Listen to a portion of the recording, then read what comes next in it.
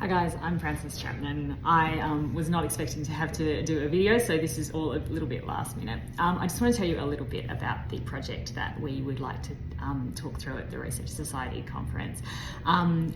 It's a fantastic, large-scale national piece of work that we undertook for the federal government, the Department of Social Services.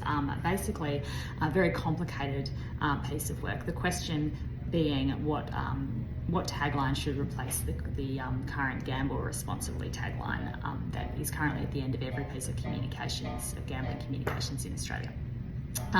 We undertook significant exploratory ethnographic qualitative research to understand behavioural insights, which we then validated in a quantitative stage.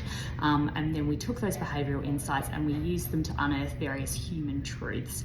For example, we found that most people, when they are thinking about gambling and about to place a bet, they're thinking about their winnings. They're projecting their winnings. They're going to win. So that was an insight that we unearthed from the research. We then used that behavioural insight to generate a territory that we called the losing territory, and the principle of that territory was that you could use the word lose in communications or in a tagline, and it would undercut that kind of projection of winnings that people were undertaking.